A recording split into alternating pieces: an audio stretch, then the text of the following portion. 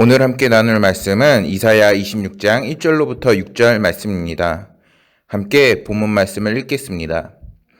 그날의 유다 땅에서 이 노래를 부르리라. 우리에게 견고한 성읍이 있으며 여호와께서 구원을 성벽과 외벽으로 삼으시리로다. 너희는 문을 열고 신의를 지키는 의로운 나라가 들어오게 할지어다.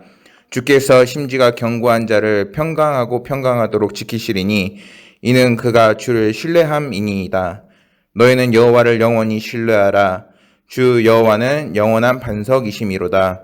높은 데 거하는 자를 낮추시며 솟은 성을 헐어 땅에 엎으시되 진토에 미치게 하셨도다.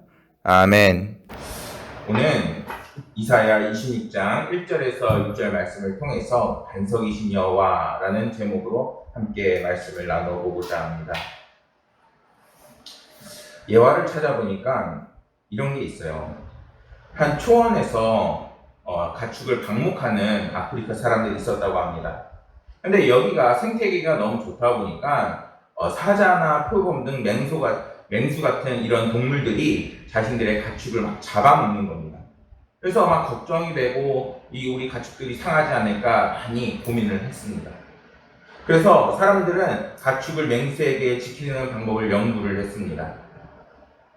여느 때처럼 사자가 이제 사냥을 하기 위해서 살금살금 그 소 뒤로 걸어가고 있었다고 합니다. 근데 이렇게 기습을 하려고 하는데 깜짝 놀란 거예요, 사자가. 왜냐면은 갑자기 이 사자를 똑바로 쳐다보는 무언가를 사자가 만났기 때문입니다. 이렇게 들키자 사자는 미련 없이 사냥을 포기하고 도망을 갔다고 합니다. 이런 고양이과 이 맹수들은 이렇게 눈을 이렇게 마주치게 되면은 도망가는 습성이 있다고 합니다.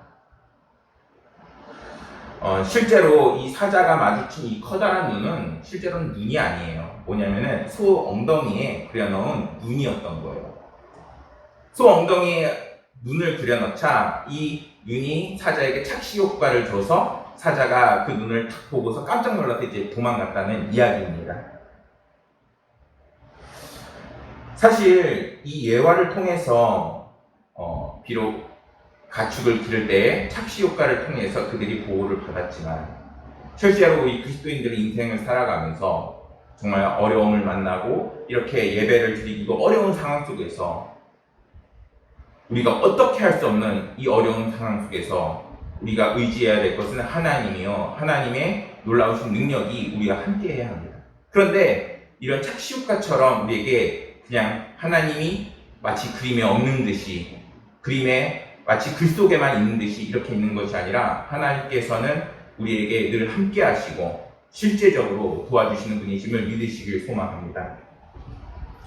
오늘의 말씀 이사야 26장에서는 여호와의 구원의 성에 입성하는 자들이 부르는 찬양과 신앙 고백에 대한 말씀이 담겨져 있습니다. 이러한 오늘 본문 말씀을 통해서 우리는 하나님이 주시는 구원은 모든 만물의 창조주이시고 심판자이신 여호와 하나님을 굳세게 신뢰하고 우리 주님 예수 그리스도를 향한 그 믿음을 굳건히 지킬 때에만 얻을 수 있다는 기독교의 가장 기본적인 진리를 묵상할 수 있는 말씀입니다. 1절 말씀에서 유다 땅에서 이 노래를 부르리라 라고 말씀합니다. 여기서 유다 땅은 문자적인 유다 땅이라는 것이 아니라 하나님께서 이제 이 세상을 심판하시고 새롭게 일구어 가실 새 하늘과 새 땅을 상징적으로 표현하는 것입니다. 그리고 견고한 성읍은 유다 땅에 가장 강했던 예루살렘 성이 아니라 이제 하나님께서 구원을 주시고 그 구원으로 함께하는 그곳에 있는 하나님께서 일궈가는 그 성을 의미합니다. 그곳에서 하나님께서는 자신의 구원을 짐치시며 예루살렘 성벽을 삼으실 것을 오늘 우리에게 선포하고 계십니다. 이렇게 말씀을 묵상할 때 장차 하나님께서 새 하늘과 새 땅을 건설하시고 새 예루살렘을 건설하셔서 우리가 그 안으로 들어갈 때 그곳은 얼마나 평안할까요? 그곳은 외부의 침입을 걱정하지 않아도 되고 오늘날 우리가 겪고 있는 이러한 환난이 결코 있을 수가 없는 곳입니다. 하나님께서 그곳을 지키시고 완전한 평안과 평화를 보장해 주시는 것이 바로 그러한 하나님께서 예비하신 새로운 예루살렘인 것입니다. 그래서 하나님이 구원이 진치는 곳은 그 누구도 넘볼 수가 없고 언제나 안전과 평화가 함께 따라오는 곳입니다. 때문에 하나님께서 보호하시고 지키시는 새 예루살렘 성에서는 언제나 하나님의 기쁨과 은혜를 누릴 수 있게 되는 것입니다. 우리 하나님의 백성들은 이러한 하나님의 도우심과 보호심을 받을 수 있도록 늘 하나님을 의지하고 따라가고 지금의 그 신실한 믿음을 지켜나가야 하는 것입니다. 때문에 우리는 믿음을 지키고 복음의 이력을 믿으며 더욱더 하나님을 의지하는 삶을 살아야 하는 것입니다. 오늘 말씀을 전하는 이사야 선지자가 활동하는 그 시대 속에서도 이렇게 하나님의 놀라운 구원이 일어나는 역사가 성경 속에 나와 있습니다. 바로 열왕기하 19장 말씀입니다. 남유다가 히스기야 왕이 통치할 때에 아수르가 쳐들어오는 사건이 벌어집니다. 아수르는 그 당시 세계를 뒤흔드는 강대국이었습니다. 수십만 대군을 이끌고 예루살렘을 침공하려고 다가옵니다. 당시에 가장 강했던 군대를 가졌던 이 아수르는 그 침공을 막고 견뎌낼 수 있는 성들이 없었습니다. 이 유다 역시 마찬가지입니다. 아수르의 침공을 당하자 유다의 다른 성들은 다 함락을 당하고 이제 예루살렘 성만 남은 상황이었습니다. 그때 사람들이 보기에 반드시 예루살렘이 함락되고 이제 예루살렘과 이스라엘 백성은 끝났다라고 생각했을 것입니다. 근데 놀라운 결과가 성경 속에서 펼쳐집니다. 예루살렘이 무너지는커녕 아수르가 패하게 되어지고 그리고 이제 도망가게 되어지는 것입니다. 그 이유는 이스라엘 성이 뭔가 특별한 능력이 있다거나 아니면 뭔가를 준비해놨기 때문이 아닙니다. 히스기야가 하나님께 간절히 간구하고 그 기도를 올려드리자 하나님께서는 그 기도를 들으시고 그 기도에 응답하시게 되는 겁니다. 열왕기하 19장 19절에 이러한 말씀이 있습니다. 우리 하나님이여 원하건대 이제 우리를 그 손에서 구원하옵소서. 그리하면 천하 만국이 주 여호와가 홀로 하나님이신 줄 알리이다. 아멘. 히스기야가 하나님께 주여 구원하옵소서 이렇게 간절히 기도를 하고 하나님께서만이 천하 만국에 홀로 계신 분이라 고백을 합니다.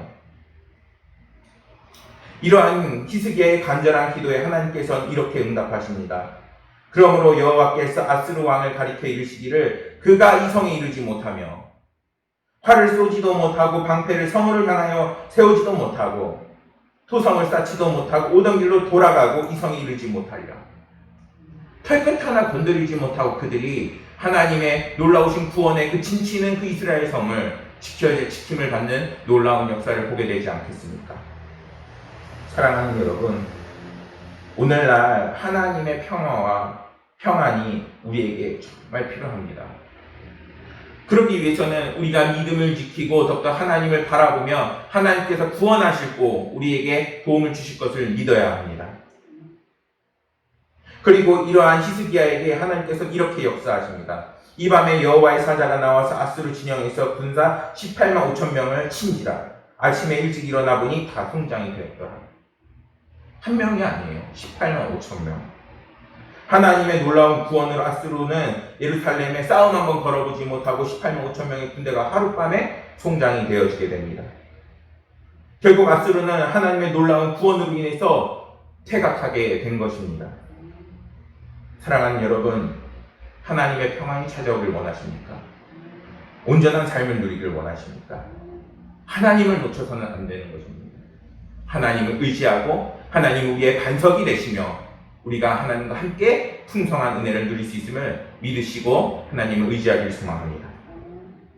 심해지는 코로나 바이러스로 인해서 주일 예배가 어느새 비대면 예배로 바뀌고 하나님의 전 교회가 이제는 너무나도 힘들어서 지금 오늘 이 예배가 다 인터넷으로 방송이 되고 있습니다.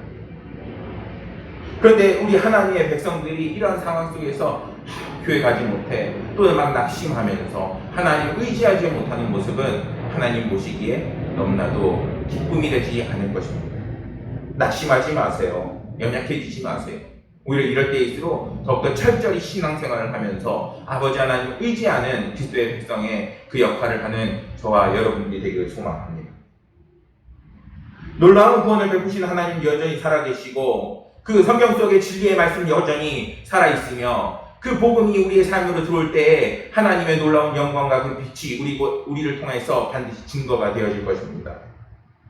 우리는 그러한 하나님의 그 말씀을 의지하여 늘 승리하는 삶을 살아가야겠습니다.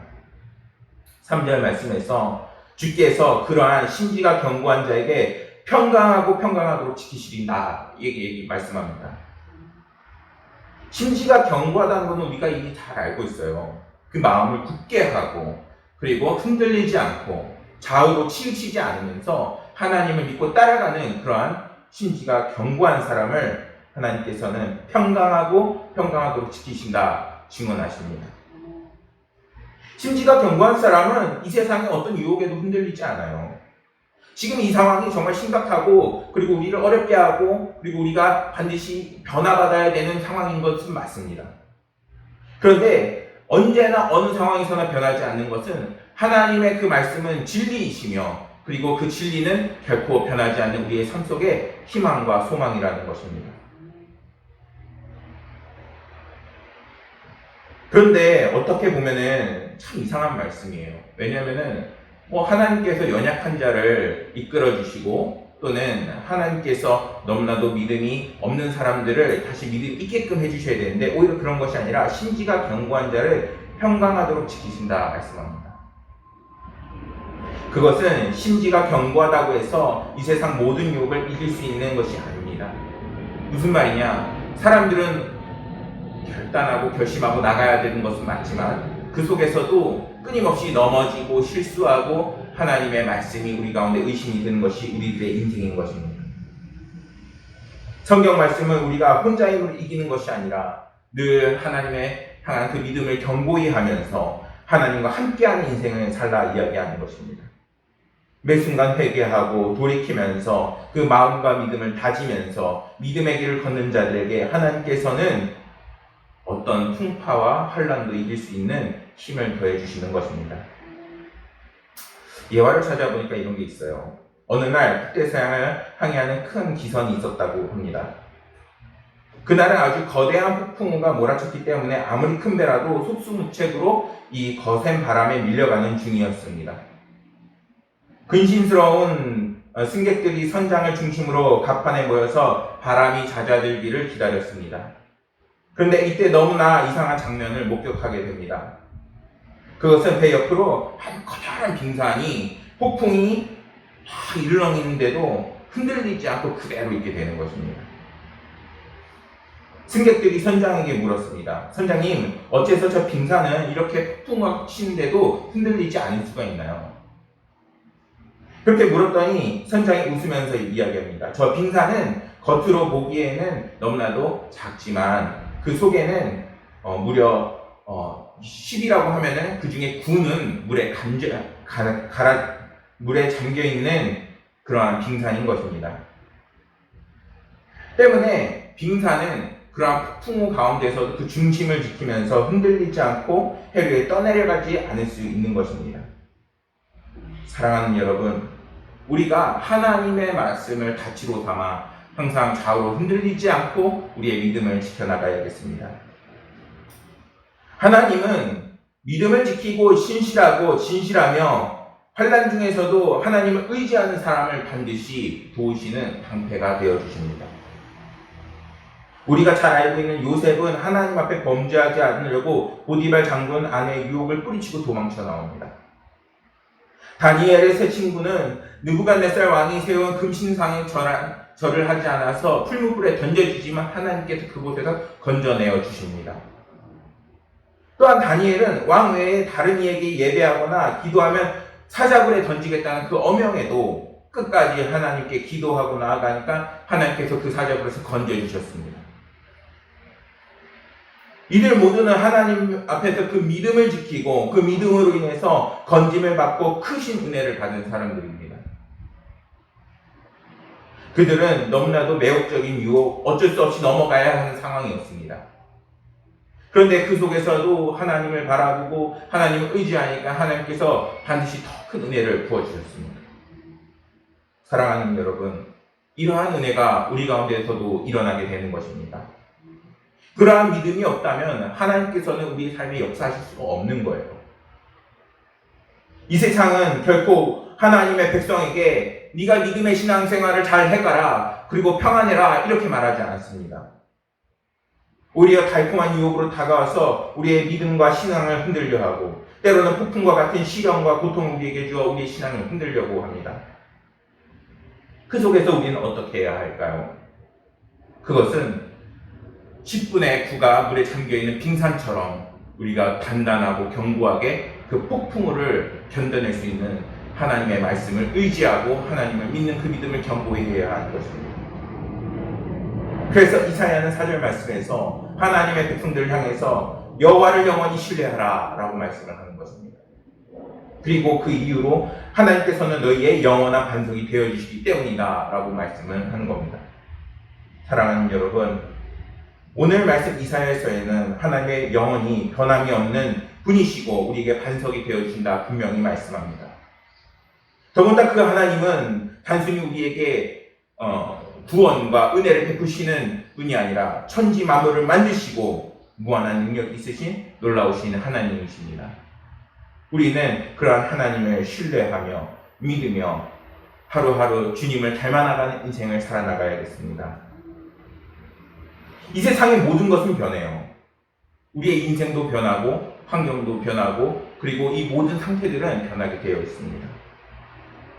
그런데 언제 어느 때나 변하지 않으시고 항상 함께 하시는 하나님이 우리가 함께 할 때 우리는 더욱더 큰 힘을 갖고 능력을 갖고 그 힘으로 빛을 발할 수 있게 되는 것 아니겠습니까? 때문에 히브리서 13장 8절에는 이렇게 말씀합니다. 예수 그리스도는 어제나 오늘이나 영원토록 동일하시니라. 동일하신 주님을 의지하세요. 영원하신 하나님을 따라가세요. 하나님께서 반드시 여러분들의 연약함을 아시고 그 또한 부족함을 아시고 반드시 그 삶을 붙잡아 주실 것입니다. 우리가 더욱더 하나님을 의지하고 그리고 하나님을 바라봄으로써 이 어려운 코로나 사태와 또한 이 연약한 우리의 믿음과 신앙생활을 붙잡으면서 하나님께서 반드시 도와주심을 믿으며 크신 은혜로서 늘 승리하시기를 간절히 소망하겠습니다. 기도하겠습니다.